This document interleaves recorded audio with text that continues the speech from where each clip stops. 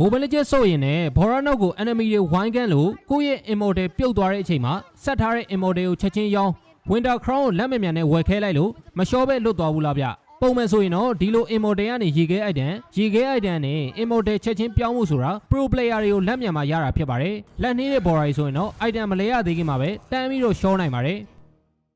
ဒါပေမဲ့အခုတော့လက်မမြန်လဲကိစ္စမရှိတော့ပါဘူးလက်နေလို့ရှောသွားတာမျိုးမဖြစ်အောင် item auto လဲပေးမဲ့ feature အသစ်ကို advanced server မှာစမ်းသပ်နေပြီပဲဖြစ်ပါတယ်ဒီ feature ရဲ့နာမည်ကိုတော့ equipment pre-order feature လို့နာမည်ပေးထားပြီးတော့သူ့ရဲ့အသုံးပြုပုံကတော့ရိုးရှင်းပါတယ်အရင်ဆုံးကိုအစားထိုးခြင်းတဲ့ item ကိုဦးစားပေးဝယ်မယ်ဆိုပြီးတော့အရင်လို့ပြီးရင်လက်ရှိကိုဆက်ထားတဲ့ item 6ခွက်တည်းဟာဘယ်ဟာနဲ့လဲပေးရမလဲဆိုတာကိုရွေးပေးလိုက်အောင်ပါပဲ item လဲဖို့ replace လုပ်လိုက်တာနဲ့လိုအပ်တဲ့ go ပမာဏကိုလည်းအခုလိုပြထားပေးမှာဖြစ်ပါတယ်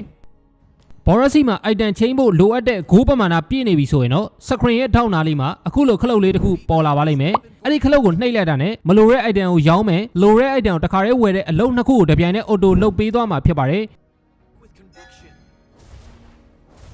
အရင်တော့လို့ဗျာကျွန်တော်တို့ရဲ့ short တွေကိုဝင်ပြီးတော့ item ကိုရောင်းလိုက်ထပ်ပြီးတော့ item ကိုဝယ်လိုက်လုံနေစရာမလိုဘဲနဲ့ခလုတ်တစ်ချက်တည်းနှိပ်ယုံနဲ့ item ချင်းနိုင်မှာဆိုတော့တော်တော်လေးကိုလမ်းပါတယ်အထူးသဖြင့်တော့ဗျာ late game တွေရောက်လာတဲ့အခါမှာ tower တွေကာဖို့အတွက် hero တွေကအသက်ရှင်နေရမှာဖြစ်တဲ့အတွက်ကြောင့်မလို့အခုလို feature လေးကတော်တော်လေးကိုအသုံးဝင်ပါပါ